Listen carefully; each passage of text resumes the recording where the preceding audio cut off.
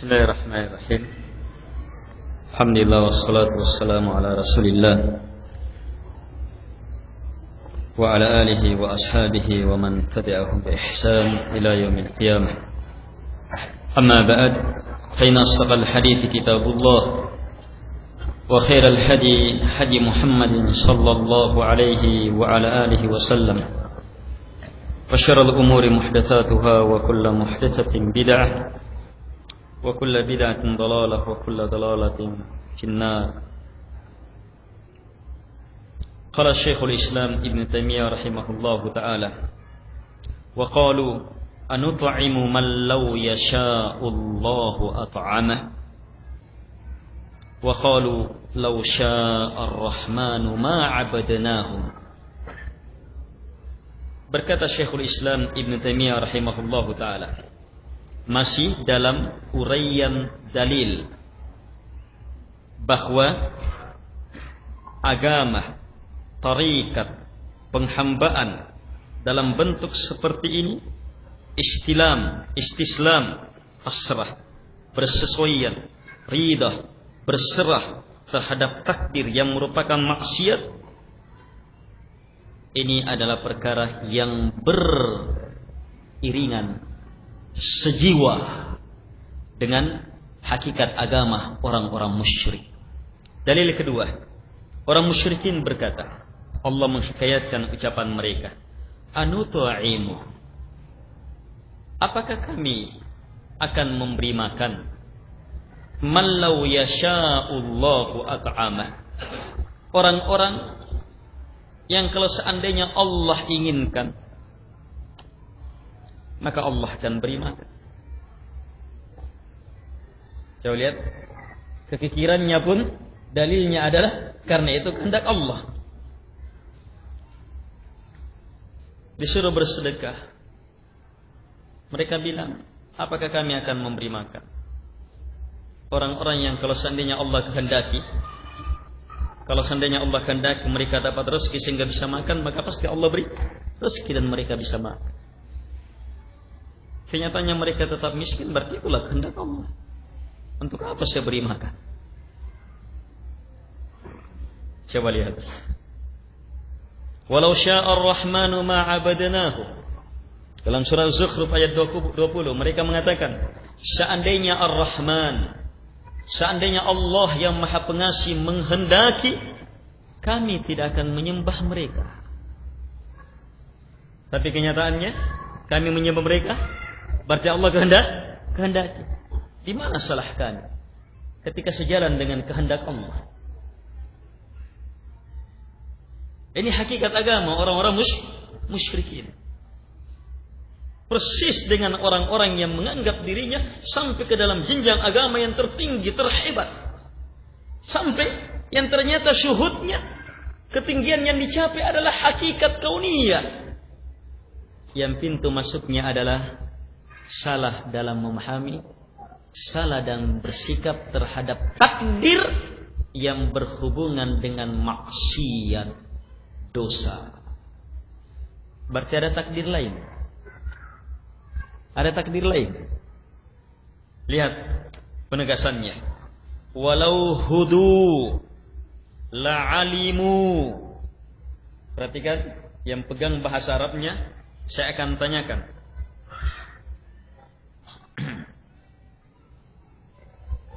Walau hudu la'alimu annal qadara umirna an narda bih wa nasbira ala mujibih fil masaibil lati tusibuna kal faqri wal maradi wal khawf.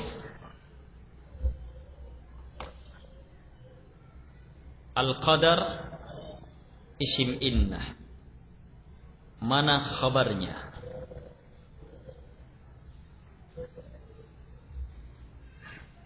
Perhatikan terjemahan. Saya kayaknya pernah sempat baca terjemahan itu. Ada kekeliruan sini.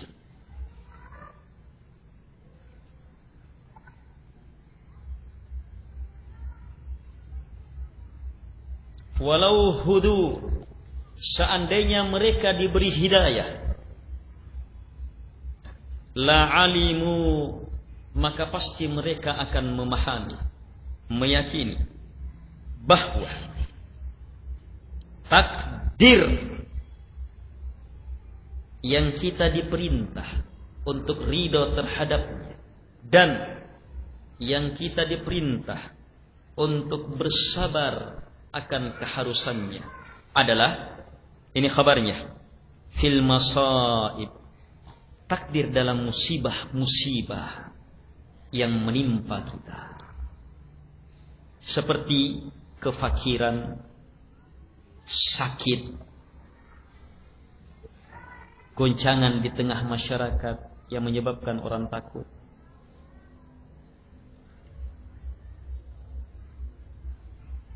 Jadi kalimat ini ingin memberi ilmu.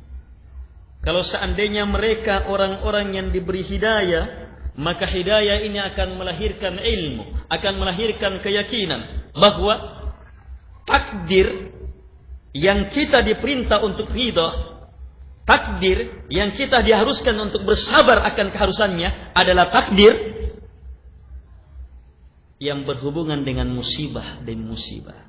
Itu makna kalimat ini. Kalau terjemahannya tidak mengarah ke situ, kekeliruan.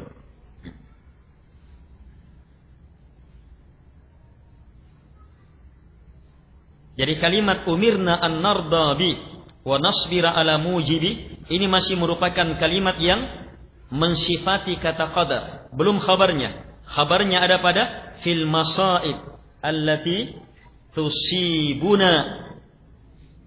Ini ilmu penting, bahwa ada takdir, ketentuan Allah, qada Allah, memang kita pasrah, sabarlah terhadapnya, ridha terhadapnya. Takdir apa? Musibah. Gagal dalam usaha, padahal kita sudah maksimalkan, sabar, ridha terhadap takdir. Ini yang mendatangkan pahala. Jangan takdir terjatuh ke dalam dosa, takdir juga. Takdir Allah. Jangan samakan yang ini. Allah takdirkan saya terjatuh dalam dosa. Saya betul-betul yakin ini takdir Allah. Karena Allah sudah kehendaki, pasti saya terjatuh. Sabar. Enaknya sabar. Lebih mengerikan lagi, sabarnya dalam dosa ini, di atas paham ini, mereka anggap sebagai apa tadi? Dinan. Inilah agama tingkat tinggi. Tariqah. Inilah jalan. Ini tarikat. Ibadah. Inilah penghambaan para wali.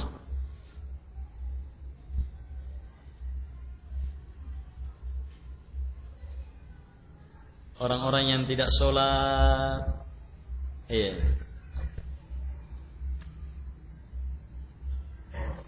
kenapa sampai muncul paham itu? Orang-orang yang menganggap dirinya sudah sampai ke dalam jenjang hakikat, mukasyafah dan berbagai istilahnya, ternyata main di diskotik. Wali Allah. Ketika ditegur murid-muridnya, apa itu kiaimu itu? Peminum, pemain perempuan. Hati-hati. Kacamata kita tidak bisa melihatnya. Kita ini kacamata orang awam. Cara pandang kita, cara pandang orang awam. Cara pandang orang jenjang syariat. Kalau cara pandang orang sampai ke dalam jenjang hakiki, hakikat, ma'rifat, jenjang para wali. Apa cara pandangnya ini dia? Hakikat kauniyah. Cara pandangnya iblis.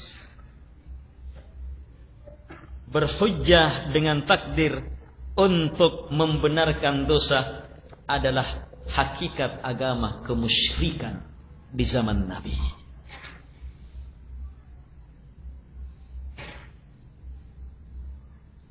Dan orang musyrikin di zaman Nabi bangga dengan agama itu. Sebagaimana orang-orang musyrikin zaman sekarang bangga dengan jenjang itu. Menyepelekan, masih sholat. Al-ikhwah rahimakum. Kesalahan dalam memahami berhujjah dengan takdir. Berhujjah dengan takdir untuk dosa. Istilam terhadap takdir yang merupakan dosa. Ini bukan kesesatan yang simple. Syaitan jerumuskan seseorang, tidak. Syaitan mempunyai metode-metode yang sangat luar biasa. Syubhat, syahwat yang menyatu menjadi kekuatan sehingga mampu menyeret seseorang untuk ikut terhadap paham yang sangat menjijikkan ini. Disebutkan sebahagian syubhatnya. Tapi sebelumnya kita masih dalam poin pembahasan. Cermati bahwa ada takdir yang memang kita diperintah untuk sabar, istislam, ridha terhadapnya. Takdir berupa musibah. Allah Subhanahu wa ta'ala, Nabi SAW bersabda, inna idhamal jaza ma'a idhamil bala. Sungguh besarnya pahala bergandengan dengan besarnya cobaan. Wa idza habballahu qauman ibtalahum. Jika Allah telah mencintai sebuah kaum, maka pasti Allah akan timpakan bala kepada kaum itu. Itu tanda cintanya Allah. Kalau Allah sudah cinta kepada kaum, Allah akan bala, timpakan cobaan kepadanya. Sakit, gagal panen, gagal dalam usaha, terjadi kebakaran, tertipu dan semacam itu. Allah akan timpakan musibah kalau Allah sudah cinta kepadanya. Sehingga faman radiyah falahur ridha. Siapa yang ridha terhadap hal itu, ini ridha. Falahur ridha, baginya ridha Allah. Wa man sakhita falahus sakht. Siapa yang murka, tidak senang terhadap takdir Allah, maka baginya murka Allah Subhanahu wa ta'ala. Ini takdir, ridha terhadap ketentuan Allah yang merupakan bala, musibah, bukan ma'ayib, bukan cacat, dosa, apalagi sampai ke kafiran. Kaum muslimin dan muslimat yang dimuliakan oleh Allah Subhanahu wa ta'ala, Allah berfirman, ma asaba min musibah illa biidnillah, wa man yu'min billahi yahdi qalbah. Qala ba'dus salaf, huwa ar-rajul tusibuhul musibah faya'lamu annaha min indillah fayardah wa yusallim. Beliau menyebutkan dalil. Allah Subhanahu wa ta'ala berfirman, tak ada satupun musibah yang menimpa, kecuali hanya dengan izin Allah. Berarti Allah takdirkan musibah. Sekarang bagaimana sikap terhadap musibah? Allah berfirman, wa may yu'min billah. Siapa yang beriman kepada Allah sehubungan dengan takdir berupa musibah ini, siapa yang menyikapinya dengan beriman kepada Allah, maka Allah jamin yahdi qalbah, Allah pasti beri hidayah hatinya. Ini salah satu pintu datangnya hidayah, sebab datang dalam bentuk syarat dan jawaban syarat. Wa may yu'min billah, ini syarat. Siapa yang beriman kepada Allah, yahdi qalbah, pasti Allah beri hidayah. Kemana hidayah? Hati. Ini beriman terhadap musibah. Apa makna beriman terhadap musibah di sini? Qala ba'dus salaf, sebagian as-salaf berkata, ini Ikrimah rahimahullahu taala atau Alqamah rahimahullahu taala, hanya sanadnya lemah, tetapi maknanya benar ya. War rajul tusibuhul musibah.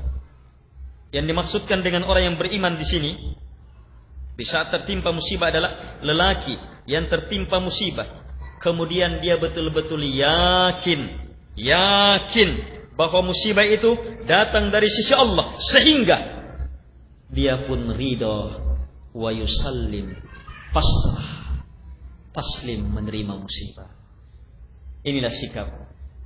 Dapat musibah, inna lillahi wa inna ilaihi raji'un.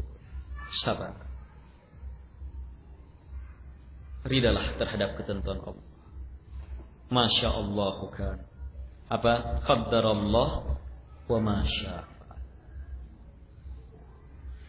Sabar. Takdir Allah. Allah berbuat sesuai dengan apa yang Allah telah takdir. Adapun dosa, terjatuh ke dalam dosa, qadarallahu ma syaa. Harus ridha saya ini. Akhirnya lanjut dosanya. Sebab apa? Kenapa dia lanjutkan? Dia sudah sampai dalam syuhudnya syaitan. Kaum muslimin dan muslimat yang dimuliakan oleh Allah Subhanahu wa taala. Allah Subhanahu wa taala berfirman, "Ma asaba min musibatin fil ard." Tak ada satupun musibah yang menimpa di muka bumi, wala fi anfusikum. Demikian pula tak ada yang menimpa pada diri-diri kalian, illa fi kitab, kecuali pasti telah tertulis dalam kitab. Min qabli an nabra'aha, sebelum kami menciptanya. Bahkan dalam hadis 50.000 tahun sebelum dicipta langit dan bumi, segala sesuatu telah tertulis dalam Lauhul Mahfuz. Kemudian Allah tegaskan, inna dzalika 'ala Allah yasir. Sungguh hal itu bagi Allah sangatlah mudah. Ini ilmu untuk beriman terhadap takdir berupa musibah. Sabar. Karena Allah sudah takdirkan pasti terjadi. Sabar, ridha terhadapnya. Supaya apa? Likai la ta'asau 'ala ma fatakum wa la tafrahu bima atakum. Ini dua sikap. Kalau kita mengimani takdir ini sehubungan dengan apa yang Allah timpakan kepada kita, gagal atau berhasil dalam usaha, sehat atau sakit. Tujuannya adalah likaila ta'asau 'ala ma fatakum, supaya kalian tidak pernah berputus asa terhadap apa yang luput dari kalian. Lepas, oh gagal usaha ini, sakit. Allah sudah takdirkan. Tidak mungkin saya bisa lepas. Kalau kita yakin di saat tertimpa hal itu, maka apa? Kita tidak akan berputus asa. Gagal dalam satu usaha akan muncul dalam usaha yang lainnya. Ketika seseorang beriman terhadap takdir.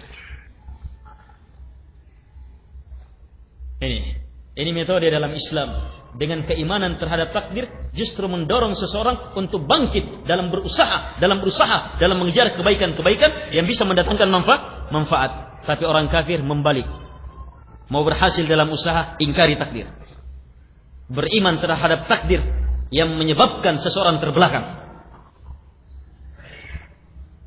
Beriman terhadap takdir adalah perkara yang menyebabkan seseorang terbelakang. Mereka tidak mampu memahami bahwa justru dengan beriman terhadap takdir, orang akan penuh semangat terus. Sebab yakin kalau Allah sudah takdirkan pasti terjadi. Sehingga tidak akan berputus asa terhadap apa yang pasti terjadi. Kemudian manfaat kedua, kalau berhasil, wala tafrahu bima atakum, agar supaya kalian tidak takabur, tidak bahagia dalam makna ketakaburan terhadap apa yang Allah beri kepada kalian. Tapi ketika orang tidak beriman terhadap takdir, maka ketika berhasil, apa yang muncul? Ketakaburan, keingkaran terhadap nikmat. Betul, memang hebat usaha saya, tekniknya saya lah yang menyebabkan. Oh, kalau bukan karena pengalaman saya, kalau bukan, ini akan muncul persis ucapannya Qarun. Ketika diajak bersyukur, Qarun yang sangat sukses keduniaannya, sampai-sampai harta bendanya, kunci-kunci gudangnya saja tidak bisa diangkat oleh beberapa orang besar. Kunci-kunci gudangnya, bukan hartanya. Kunci-kunci gudangnya tidak bisa diangkat oleh beberapa orang besar. Apa kata Qarun ketika diajak bersyukur? Innama utituhu ala ilmin indi. Saya diberi ini tidak lain kecuali karena ilmu saya. Memang saya tahu saya memang pantas mendapatkannya. Keberhasilan, sukses kata orang yang hakikatnya adalah kehancuran. Al-ikhwah rahimahumullah. Selesai uraian pembahasan bahwa ketika seseorang mendapatkan hidayah, maka akan tertanam ilmu yang kokoh di dalam hati bahwa takdir yang diperintah untuk bersabar, ridha adalah takdir sehubungan dengan musibah. Bukan takdir yang berhubungan dengan dosa. Kalau itu diperintah untuk apa? Astaghfirullah. Diperintah untuk beristighfar, sadar, memperbaiki diri. Kenapa saya terjatuh? Astaghfirullah. Itu perintahnya. Baik. Sekarang masuk wa fis sahihain. Ini hadis yang merupakan dalil orang-orang yang berhujjah terhadap takdir untuk membenarkan dosa-dosanya. Syekh ungkap hadis ini meluruskan maknanya, kesalahan besar orang dalam memahami hadis ini. Dan kalau antum baca sendiri hadis ini, terjemahkan sesuai dengan lafaz-lafaznya, antum pun akan memahami dengan paham yang keliru. Dalam As-Sahihain, hadis yang diriwayatkan oleh Imam Al-Bukhari dan Imam Muslim dari sahabat Abi Hurairah radhiyallahu an, dan juga dari beberapa sahabat lainnya, anin Nabi sallallahu alaihi wa ala alihi wasallam annahu qala, dari Nabi alaihi salatu wasallam bahwa beliau bersabda, ihtajja Adamu Musa, terjadi saling menghujjahi antara Musa dan Adam alaihi wassalatu wassalam. Ini luar biasa, ini dialog yang sangat luar biasa. Antara Adam, siapa beliau alaihi salatu wassalam, bapak seluruh manusia, dan antara Musa, siapa Nabi Musa. Nabi dan Rasul Allah yang Allah langsung berbicara kepadanya. Beliaulah Nabi dan Rasul Allah subhanahu wa ta'ala yang terang-terangan meminta untuk melihat Allah subhanahu wa ta'ala. Berani betul.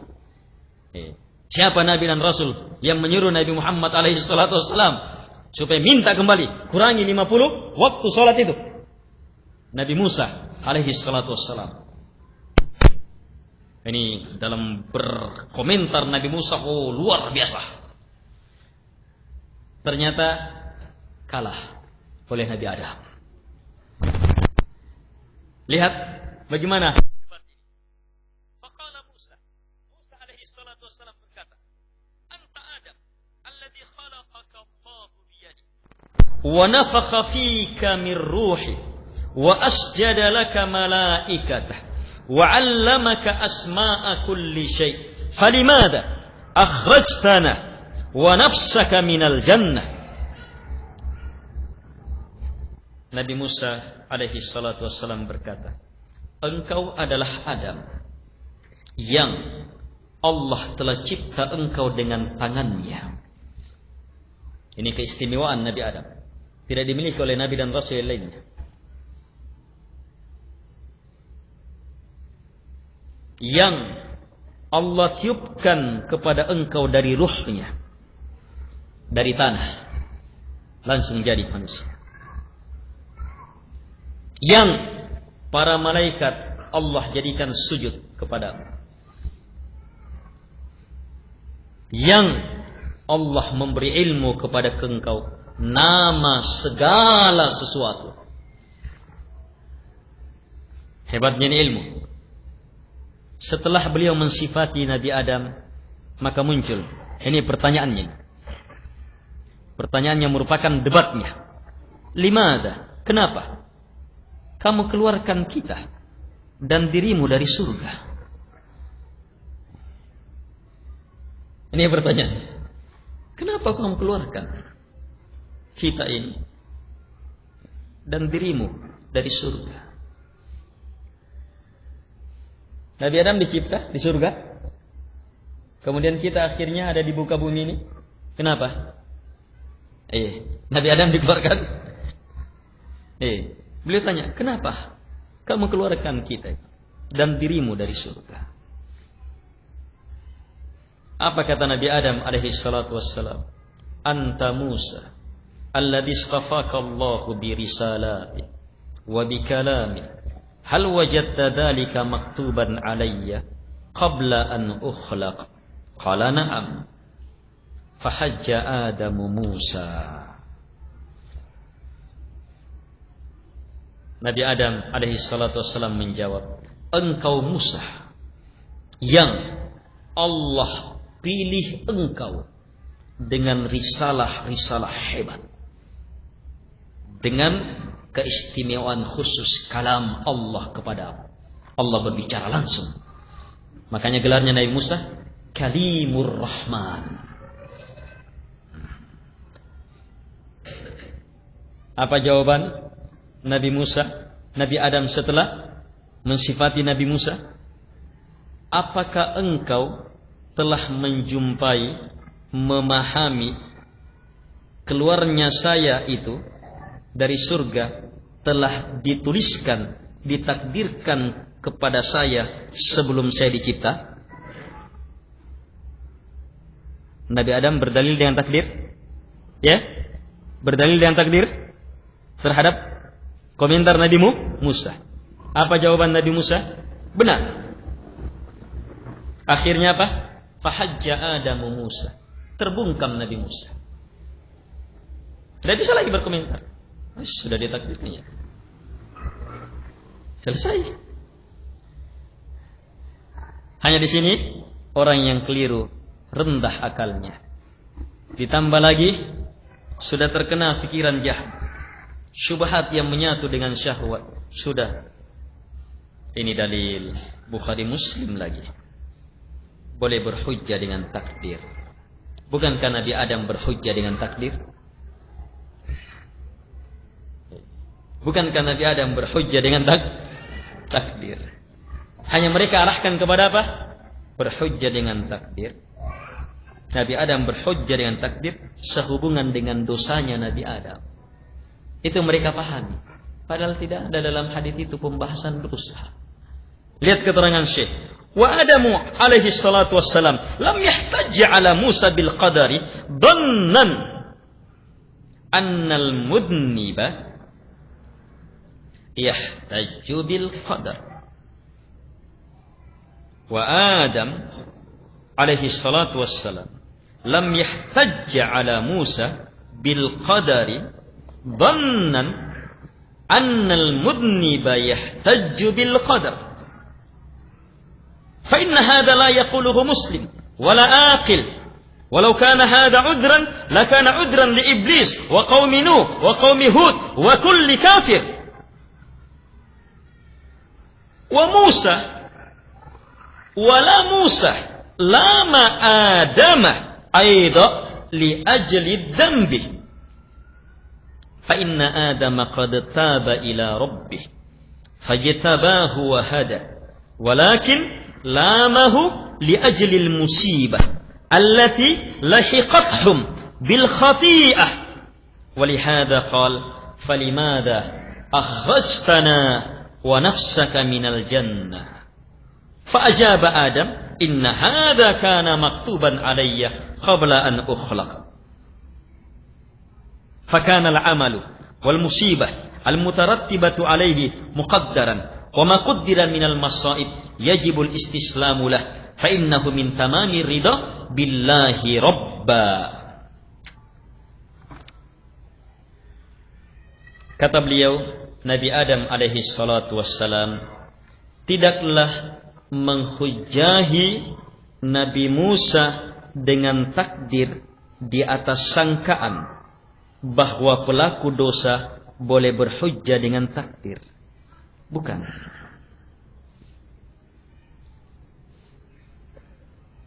Sebab yang seperti itu tidak mungkin diucapkan oleh seorang muslim. Bahkan tidak akan mungkin diucapkan oleh orang yang berakal.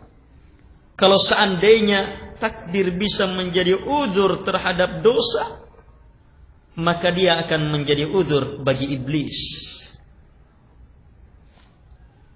Dia akan menjadi udzur bagi kaum Nabi Nuh yang ternyata sudah ditenggelamkan. Dia akan menjadi udzur bagi kaum Nabi Hud yang sudah dibinasakan. Dia akan menjadi udzur bagi setiap orang kafir yang telah dihancurkan, dibinasakan. Di alam barzakh akan terus mendapatkan siksaan. Di negeri akhirat jangan tanyakan kengeriannya.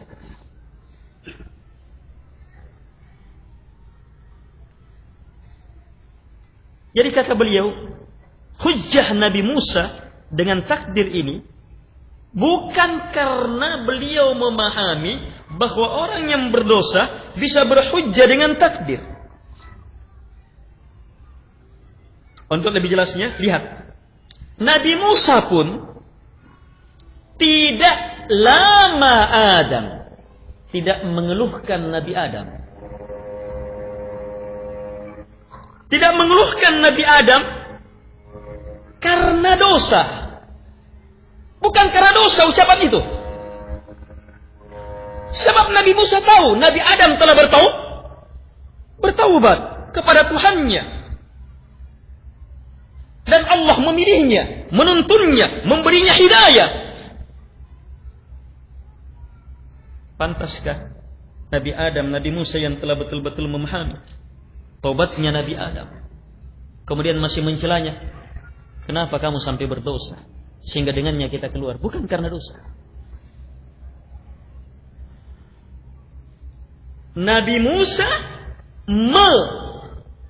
mengeluhkan Nabi Adam li ajlil musibah, karena musibah yang lahir dari adanya kesalahan Nabi Adam. Nabi Adam bersalah, akibatnya keluar dari surga. Setelah keluar dari surga, apa yang terjadi? Ya, kehidupan dunia, kepayahan, kesedihan, ini terus, ya, penderitaan, peperangan, dan seterusnya. Iya. Ini musibah demi musibah terjadi. Akibat keluarnya Nabi Adam, lihat. Musibah. Di sini titik keluhan Nabi siapa?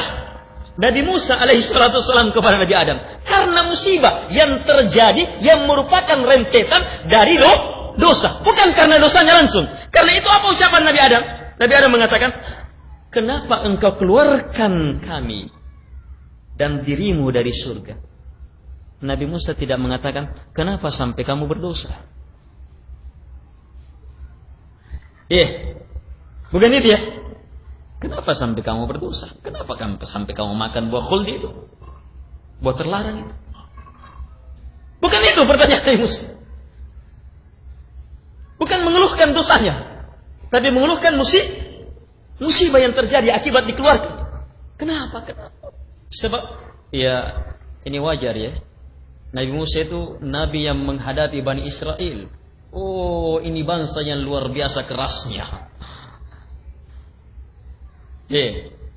Luar biasa, baca suratul Baqarah, luar biasa kengerian ini. Luar hebatnya Nabi Musa ini menghadapi Bani Israel. Dan itu dalilnya Nabi Musa untuk mengingatkan Rasulullah SAW terhadap salat 50 waktu itu. Nabi Musa mengatakan, saya sudah coba umat-umat. Saya banyak pengalaman menghadapi orang-orang. Umatmu pasti tidak bisa. Dia punya pengalaman hebat menghadapi manusia. Umatmu tidak akan bisa. Benar Nabi Musa? Seandainya jadi 50 waktu, jadi apa ini? 5 waktu saja didiskon. Dikortin lagi. Maunya apa? Maghrib saja. Ada yang lebih mengerikan lagi. Jumat saja. Ada yang lebih mengerikan lagi. 2 kali setahun saja. Yang lebih mengerikan lagi sudah tidak sholat dan menganggap dirinya berada dalam jenjang agama tertinggi. Al-ikhwah rahimakumullah. Jadi pertanyaan Nabi Musa, keluhan Nabi Musa, kenapa kamu keluarkan kami dan dirimu dari surga? Keluarnya ini yang mengakibatkan musibah-musibah. Nabi Adam menjawab dengan takdir. Sebab berhubungan dengan takdir, bagaimana sikapnya seseorang? Taslim terhadap takdir. Kalau ada musibah, taslim terhadap takdir. Tepat. Nabi Musa langsung mengatakan, Nabi Adam langsung mengatakan, sungguh hal itu telah ditakdirkan. Sebelum saya dicipta, memang saya dicipta untuk di bumi. Sudah ditakdirkan, saya harus ke bumi. Terbungkam Nabi Musa sebab takdir, sehingga beramal semua amalan dan musibah yang merupakan rentetan itu adalah takdir, dan semua yang ditakdirkan yang merupakan musibah, kewajiban kita adalah istislam, pasrah, ridha terhadapnya. Istislam ini merupakan kesempurnaan ridha kepada Allah sebagai Rabb yang mentakdirkan hal itu. Makanya Nabi Musa terdiam sudah di situ. Walaupun Nabi Musa terdiam. Walaupun Nabi Musa, munculnya pertanyaan ini terlihat ya. Luar biasa Nabi Musa, kalau mau berkomentar, komentar saja. Tapi akhirnya terbungkam sebab didebat dengan takdir. Jadi benar, Nabi Adam mendebat dengan takdir? Benar. Sebab sehubungan dengan musibah. salah besar orang yang memahami bahwa Nabi Musa mendebatnya sehubungan dengan dosa. Pantaskah orang yang berakal akan berhujjah dengan takdir dengan dosanya? Masih ada keakalnya orang melakukan judi, zina dan semacam itu, syirik dan semacamnya, kemudian mengatakan ini takdir Allah. Ini orang tidak berakal suka. Dan nanti Syekh akan ungkap hakikat hujjah mereka ini. Selain syubhat, syahwat juga bermain. Mereka hakikatnya adalah pengikut hawa nafsu. Mana buktinya? Suruh orang pukul dia, pukul sampai babak belur, kemudian bilang ridholah, itu takdir. Terjadi kan? Berarti takdir kan? Ridho, jangan marah. Istislam terhadap takdir. Itulah jalan agama. Oh, dia tidak akan terima itu. Itu kan takdir juga. Kenapa dia tidak terima ini? Kenapa sehubungan dengan dosa dia berdalil dengan takdir? Syahwat, hawa nafsu. Ketika syahwat menyatu dengan syubhat, mengerikan. Tidak ada yang bisa tunduk. Pasti gugur. Ini kengerian yang sangat luar biasa. Betul-betul kita memerlukan pertolongan Allah Subhanahu wa ta'ala. Adapun wa ammad dhunubu falaysa lil 'abdi ay yudhnib wa idza adnaba fa alayhi ay yastaghfir wa yatub fayatuba minal ma'ayib wa yasbira 'alal masaib. Ini kalimat jadikan sebagai tinta emas. Ini kesimpulan. Adapun dosa-dosa, maka tidak boleh bagi hamba untuk berdosa, dan jika dia berdosa maka wajib baginya untuk beristighfar dan bertaubat. Sehingga kesimpulannya, bertaubatlah dari dosa-dosa, cacat-cacat, dan bersabarlah terhadap musibah. Sikap terhadap takdir berupa dosa adalah istighfar dan taubat. Sikap ini adalah ibadah sehubungan dengan dosa. Sikap terhadap takdir yang merupakan musibah, bersabar, istislam, ridha terhadapnya, sikap ini juga merupakan ibadah sehubungan dengan takdir berupa musibah. Ini saya masukkan pembahasan ini. Pembahasan ubudiyah. Bahwa dalam semua ketentuan Allah ada ubudiyah yang harus kita tegakkan. Ada ubudiyah yang harus kita tegakkan. Ibnu Qayyim menyimpulkannya dalam, tunggu dulu, saya hitung. 1, perintah. 2, larangan. 3, ini dia, takdir berupa musibah. Yang ketiga, takdir berupa dosa.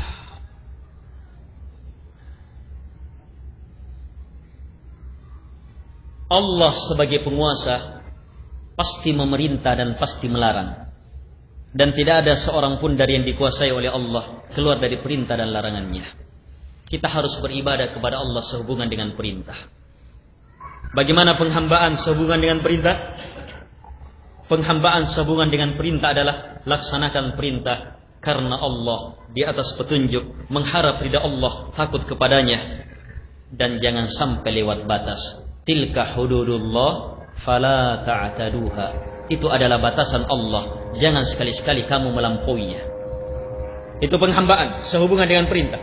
Ada perintah, jadilah hamba Allah. Siapa itu hamba Allah sehubungan dengan perintah? Hamba Allah yang melakukan perintah. Ini yang banyak kita urai. Hamba Allah yang melakukan salat, melakukan puasa, melakukan zakat. Iya, melakukan perintah. Cinta kepada Allah, mengharap kepadanya, takut kepadanya. Iya, ikhlas kepadanya. Kunci keberhasilannya adalah fala ta'taduha, jangan lewat batas. Itu keberhasilan dalam melaksanakan perintah. Mau selamat dalam melaksanakan perintah, jangan lewat batas. Ketika syaitan sudah tidak bisa menghalangi hamba untuk melakukan kebaikan, maka apa? Dia yang dorong. Dia yang kompori. Supaya apa? Lewat batas. Sehingga tetap keluar. Ketika lewat batas, maka tetap tidak ada yang dia dapat. Karena itu jangan sampai lewat batas. Allah berfirman, "Fala ta'taduha." Adapun terhadap larangan Allah Subhanahu wa taala. Terhadap larangan-larangan Allah Subhanahu wa taala, kita sebagai hamba harus menegakkan penghambaan, meninggalkan larangan karena takut kepadanya. Meninggalkan larangan karena mengharap apa yang ada di sisi Allah Subhanahu wa taala. Keberhasilan selamat dari larangan adalah tilka hududullah fala taqrabuha. Itu adalah batasan Allah, maka jangan sekali-sekali dekati. Mau selamat, jangan dekati. Ini terhadap larangan. Sudah, ubudiyah terhadap larangan. Kemudian Allah sebagai penguasa pasti mempunyai takdir. Takdir Allah Subhanahu wa taala. Takdir Allah Subhanahu wa taala, ada takdir. Takdir Allah Subhanahu wa taala ada 3. Ini saya tidak sebutkan. Berarti 5 seluruhnya. Takdir Allah Subhanahu wa taala 3. Ada takdir yang enak. Allah takdirkan usaha kita berhasil. Allah takdirkan usaha kita gagal, bangkrut. Kemudian yang ketiga, Allah takdirkan kita terjatuh ke dalam dosa. Yang diungkap di sini, kalau takdir Allah berupa musibah, gagal dalam usaha, bagaimana sikap kita? Sabar, istilam, wujudkan penghambaan sabar, raih kemuliaan melalui sabar. Kalau takdir Allah berupa terjatuh ke dalam dosa, wujudkan penghambaan taubat dan istighfar. Allah menginginkan kita menjadi orang-orang yang bertaubat melalui takdir dosa itu. Raih kemuliaan taubat melalui dosa yang Allah telah takdirkan. Sehingga justru dengan dosa hamba lebih mulia di sisi Allah Subhanahu wa taala. Coba lihat, paham ini.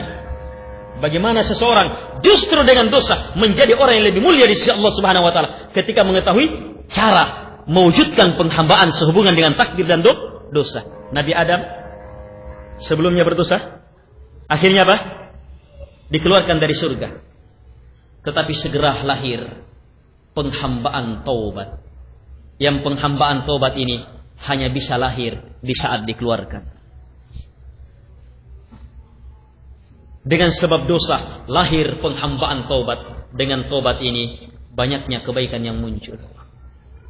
Bahkan Nabi Adam akan masuk ke dalam surga yang lebih mulia dari surga sebelumnya. Sebab surga Allah terus disempurnakan. Itu belum surga yang paling sempurna. Waktu Nabi Adam masuk. Surga di akhir zaman lebih sempurna dari ini. Dan Nabi Adam pasti masuk. Dengan apa? Dengan taubat. Dengan sebab dosa. 3 sahabat Nabi yang tertinggal dalam peperangan, bersalah sampai diberi hukuman yang sangat luar biasa, menekan dan menghimpit mereka. Sampai bumi yang sangat luas ini terasa sangat sempit bagi mereka. Tetapi lahir apa setelah itu? Lahir kesempurnaan taubat. Lahir jenjang keimanan yang mereka tidak akan bisa dapatkan kecuali setelah bersalah. Ini yang Allah inginkan jamaah melalui takdir dosa. Allah menginginkan kita lebih mulia melalui nilai-nilai taubat. Perkara yang banyak orang tidak memahaminya. Tetapi hati-hati menggunakan ilmu ini secara salah. Kalau begitu saya berdosa saja dulu. Kan bagus, ada hikmahnya. Nanti saya bertobat. Nanti kapan? Kalau yang seperti itu persis metodenya saudara Nabi Yusuf. Itu metode ajakan syaitan. Kita bunuh, kita ini. Setelah itu kita bertobat. Sebab saudara Nabi Yusuf itu anak-anak Nabi. Sebagian ulama mengatakan mereka juga para Nabi. Minimal mereka adalah orang-orang mulia. Ingat, penggambaran mereka dalam mimpi sebagai apa? Bintang-bintang. Tidak ditakwil sebagai bintang kecuali orang yang memiliki kedudukan tinggi.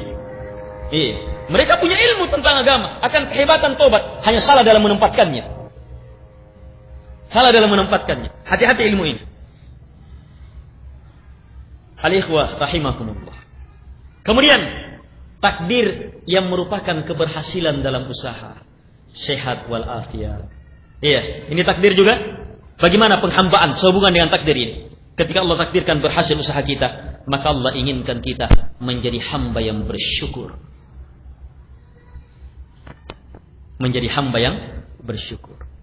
Ini uraian penghambaan. Terhadap perintah, lakukan perintah, ikhlas karena Allah, di atas petunjuk, mengharap ridha Allah, takut kepadanya, pendorongnya adalah cinta. Kunci keberhasilannya, jangan lewat batas, tetap harus di atas jalan. Terhadap larangan, wujudkan penghambaan dengan meninggalkannya karena Allah, takut kepadanya. Mau selamat, jangan mendekatinya. Terhadap takdir Allah, apakah berupa kebaikan? Nikmat demi nikmat, syukur. Allah menginginkan kita menjadi hamba yang bersyukur, meraih penghambaan kesyukuran. Terhadap musibah, Allah menginginkan kita meraih kemuliaan sabar. Terhadap dosa, Allah menginginkan kita meraih kemuliaan taubat dan istighfar. Tidak ada satupun ketentuan Allah kecuali ada penghambaan di dalamnya. Penghambaan yang Allah perintahkan, ya ayyuhan nas u'budu rabbakum. Kaum muslimin dan muslimat yang dimuliakan oleh Allah Subhanahu wa taala.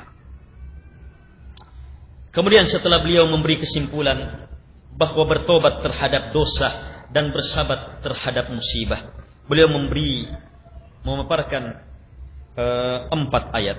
Allah berfirman, "Fasbir, inna wa'adallahi haqq, wastaghfir li dzambik." Bersabarlah engkau, sungguh janji Allah pasti, dan beristighfarlah terhadap dosamu. Ada 2 perintah dalam ayat ini. Pertama, perintah apa? Bersabar. Perintah kedua, perintah istighfar. Istighfar langsung disebutkan, istighfar terhadap dosa. Kalau sabar terhadap musibah.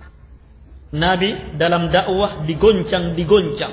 Luar biasa penderitaan, goncangan, tekanan, pedih luar biasa. Allah katakan, fasbir, sabar. Inna wa'adallahi haq. Sungguh janji Allah pasti. Ini ilmu. Untuk bersabar adalah yakin janji Allah pasti. Kemudian terhadap dosa bukan bersabar. Terhadap dosa bukan bersabar. Menyusul, wastaghfir lidzambik. Minta ampunan terhadap kesalahan. Al-ikhwah rahimakumullah. Wa in tasbiru wa tattaqu la yadurrukum kaiduhum syai'a. Dan jika kalian bersabar dan jika kalian bertakwa, takut yang melahirkan istighfar, taubat. Maka 2 ilmu ini mengakibatkan la yadurrukum kaiduhum syai'a. Makar perdayaan mereka orang-orang kafir betul-betul tidak akan membahayakan kalian sedikit pun juga. Kalau orang berbicara tentang hebatnya propaganda orang-orang kafir, melalui jaringannya, melalui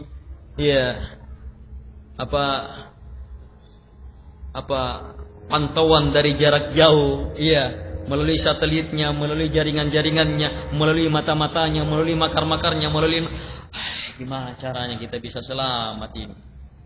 Makar-makarnya sangat mengerikan. Ingat, Allah sudah beri ilmu. Ini mau selamat dari makar, walaupun kita tidak tahu. Dan itulah makar. Kita tidak tahu apa. Tapi kita bisa selamat. Jalannya apa? Wa in tasbiru, sabar. Ini sabar mencakup umum. Sabar dalam melakukan perintah, sabar dalam meninggalkan larangan, sabar terhadap musibah, sabar menyeluruh. wa tattaqu, kalian bertakwa. Ini takwa mempunyai makna penekanan sehubungan dengan di atas. Ketika sabar digandengkan dengan istighfar, takwa, takut terhadap kesalahan. Sabarlah dalam melakukan perintah, sabarlah dalam meninggalkan larangan, sabarlah dalam menghadapi musibah dan musibah, dan terhadap dosamu takwa, takut kepada Allah. Terus wujudkan takwa supaya kamu terkontrol. Terus perbaiki diri, jangan pernah mengangkat dirimu sudah baik. Lihat dirimu, kamu penuh dosa. Terus bertakwa kepada Allah Subhanahu wa taala, takut kepadanya. Maka hal ini akan mengakibatkan makar apapun dari mereka tidak akan membahayakan kita. Ada orang yang ingin merusak dakwah, sengaja atau tidak sengaja, tidak akan membahayakan kita. Selama wa in tasbiru wa tattaqu. Tapi kalau orang tidak bersabar, sudah akan kacau itu. Makar itu akan menjadi. Tetapi wa in tasbiru wa tattaqu akan lenyap. Wa in tasbiru wa tattaqu fa inna dzalika min azmil umur. Dan jika kalian bersabar dan jika kalian bertakwa, takut dan melahirkan ibadah istighfar, maka sungguh hal itu min azmil umur, merupakan azm, kebulatan tekad semua urusan. Azmil umur, antum kalau saya tanya manusia terbaik siapa? Para nabi dan rasul. Di antara para nabi dan rasul, siapa yang terbaik? Para rasul. Di antara para rasul, siapa yang terbaik? Yang disebutkan nama-namanya dalam Quran. Di antara yang disebutkan namanya dalam Al-Quran, siapa yang terbaik? Ulul azmi. Lihat ulul azmi. Disebut dengan kata ulu, pemilik azam. Pemilik azam. Dan Allah mengatakan, termasuk dari kekuatan azam adalah sabar dan takwa yang bergandengan. Jadi kalau antum mau sampai ke dalam jenjang menjadi umat Muhammad, hamba Allah yang tak tertandingi sebagai pemilik azam, maka miliki kesabaran dan takwa ini. In tasbiru wa tattaqu. Jadi bukan hanya menyelamatkan seseorang dari berbagai makar, tetapi merupakan perkara yang sangat hebat. Hanya ingat ikhwah, kalau sudah masuk ke dalam azamnya perkara, maka ini perkara yang paling berat. Kapan kita mengenteng-entengkannya, berarti kita belum paham. Tapi kalau kita sudah mulai mengenalnya, pahami dulu. Oh iya, tanamkan harus seperti ini. Siap-siaplah melaksanakan pembuktian ilmunya. Akan ada cobaan dalam kehidupan. Kita bersabar atau bertakwa, akan dicoba. Allah menginginkan kita meraih azam, karena itu ilmu kita akan diuji. Ayat yang terakhir, wa qala Yusuf alaihi salatu wassalam, innahu may yattaqi wa yasbir fa innallaha la yudhi'u ajral muhsinin. Sungguh siapapun yang bertakwa, takut, terus mengupayakan perbaikan diri, membentengi diri dari dosa, terus beristighfar, bertobat kepada Allah, terus berusaha melihat cacat-cacat dirinya, bertakwa terus, wa yasbir, bergandengan lagi dan bersabar. Maka apa? Sungguh Allah tidak akan menyia-nyiakan pahala al-muhsinin. Berarti apa? Ini jenjangnya al-muhsinin dan pahalanya sangat pasti. Berarti dua hal ini, bersikap terhadap dosa kita sikapi dengan sikap takwa, taubat, istighfar. Dan terhadap musibah kita sikapi dengan sikap sabar. Ternyata dua sikap ini adalah kehebatan perkara. Ketika ditempatkan pada tempatnya, dia akan merupakan penyelamat dari berbagai makar musuh. Dia akan mengantar hamba untuk sampai ke dalam jenjang azam umur. Dia akan menuntun hamba untuk sampai ke dalam jenjang al-muhsinin, jenjang agama yang tertinggi, yang pahalanya jangan tanyakan. Tidak bisa lagi dipertanyakan pahalanya, karena dahsyatnya pahala itu. Al-ikhwah rahimakumullah. Jelas ya? Ini yang terbahas dalam pembahasan. Kita sudah mendapatkan ilmu. Saya kasih kesimpulan.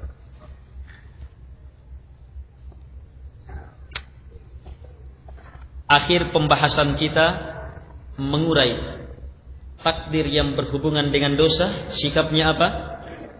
Atau lebih tepatnya, penghambaan yang harus kita wujudkan apa?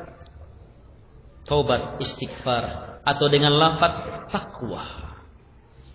Takut. Terus takdir berupa musibah, bagaimana penghambaan di dalamnya? Bersabar. Dan kita sisipkan pembahasan.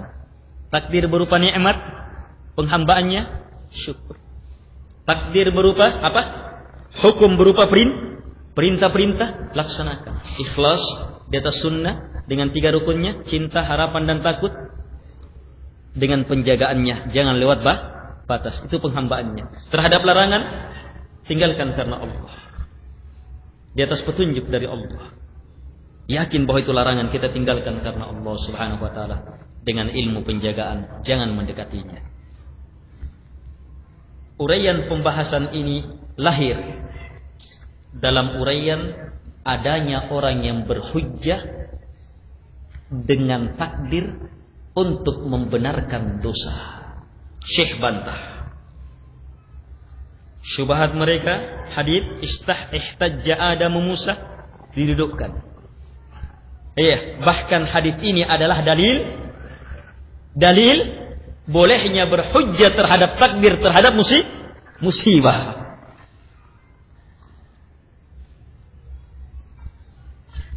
Kalau kita paparkan hal ini, Syekh sebenarnya memaparkan hadits ini untuk menjelaskan pembahasan sebelumnya, bahwa terhadap musibah kita berhujjah dengan takdir.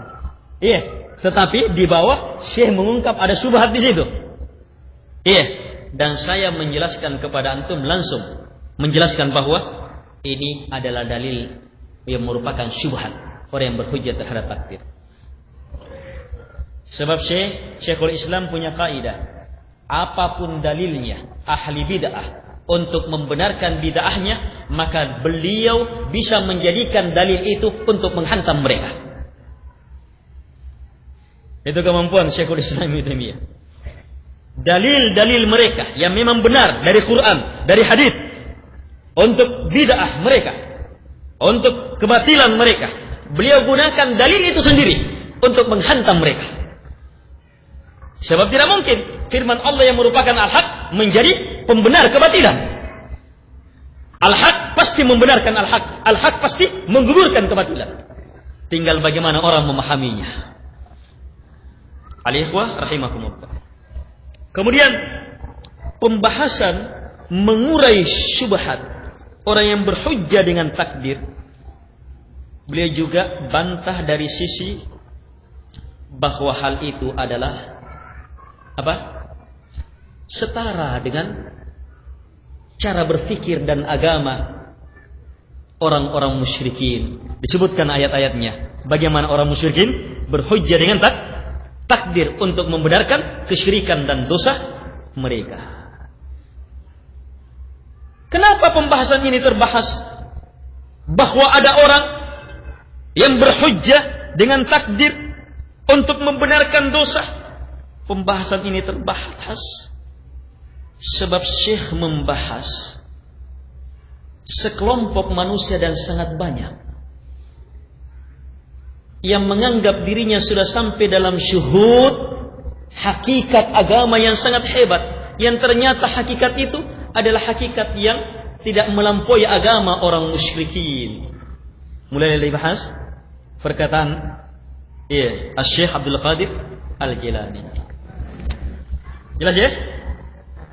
Kenapa hal ini terbatas? Sebab kita masuk dalam pembahasan dua makna penghambaan, dua makna hakikat. Iya, dua jenis ubudiyah, dua makna hamba. Yang mana hal ini harus dibedakan. Kapan seseorang tidak mampu membedakannya, maka akan terjatuh. Ini yang telah kita bahas. Sudah semakin dalam jawaban dari pertanyaan apa hakikat ibadah, yang dimaksudkan dalam firman Allah, "U'budu rabbakum." Beribadalah kalian kepada Rabb kalian. Ibadah yang diinginkan adalah ibadah yang berhubungan dengan ilahiyah Allah. Ibadah yang merupakan hakikat diniyah. Yang dalam uraian awal, bagaimana ibadah itu? Dalam dua tinjauannya. Tinjauan umum, al-ibadah ismun jami' likulli ma yuhibbuhu Allah wa yarda min al-aqwal wal af'al al-batinah wa dhahirah. Tinjauan kedua, ibadah nanti benar kalau ada dua. Kesempurnaan cinta yang beriringan dengan kesempurnaan merendah. Inilah hakikat ibadah. Dan kita sudah singgung secara umum penghambaan sehubungan dengan ketentuan Allah Subhanahu wa taala, perintah, larangan, nikmat, musibah, dosa. Al-ikhwah rahimahumullah. Tinggal uraian selanjutnya. Ini fasal baru ya. Fasal wujubul amri bil ma'ruf. Wajibnya menegakkan al-amru bil ma'ruf. Ini fasal jamaah juga merupakan uraian. Kenapa tidak boleh berhujjah dengan dosa? Hanya dia adalah uraian pendalaman dan sekaligus untuk masuk ke dalam pembahasan yang lain. Kalau kita lihat uraiannya Syekhul Islam Ibnu Taimiyah, setiap kata saling terikat, tapi bersamaan dengan itu tetap berpindah. Iya, tetap berpindah pembahasannya, semakin dalam. Metode pemaparan seperti ini sangat sulit jamaah, kecuali orang yang betul-betul menguasai pembahasan. Sulit betul menyusun seperti ini, kecuali orang yang betul-betul memahami pembahasan, menjiwainya, dan memang sudah terbiasa dalam pembahasannya. Kita masih belajar. Ini harus terus diulangi. Oh iya ya. Al-ikhwah rahimakumullah. Karena itulah tetap pada metode kita, agar supaya ilmu ini memberi manfaat, ambil sholat sebagai pengait ilmu ini. Ambil sholat. Sekarang bagaimana penggunaan sholat sudah? Ayo sholat dalam ibadah ini, kita menegakkan ubudiyah. Ada tambahan ilmu ubudiyah ini dalam sholat kita. Lihat makna ilah. Kita sholat di atas ilmu la ilaha illallah. Iya. Yakin bahwa ilah satu-satunya hanyalah Allah. Selain Allah adalah batilah. Apa makna ilah? Yang hati terhambakan padanya. Sholatlah di atas itu. Ketika kita berdiri, betul-betul hati membesarkan hanya Allah. Rukuk kepada Allah, sujud kepada Allah. Ketahuilah jamaah, berdiri punya penghambaan yang tidak akan dimiliki oleh rukuk. Rukuk punya penghambaan yang tidak akan didapatkan kecuali hanya pada rukuk. Sujud punya penghambaan yang kata Nabi, disitulah kondisi hamba paling dekat dengan Tuhannya. Ini punya jenis-jenis pembahasan yang berbeda-beda. Setiap bacaan punya penghambaan. Ayo gunakan surat. Ilmu kita gunakan pada surat. Baik, saya rasa cukup ikhwah. Semoga hal ini ada manfaatnya. Subuh kita masuk pada fasal yang baru. Subhanakallahumma hamdik, asyhadu an la ilaha illa anta, astaghfiruka wa atubu ilaik. Sallallahu alaihi wa sallam.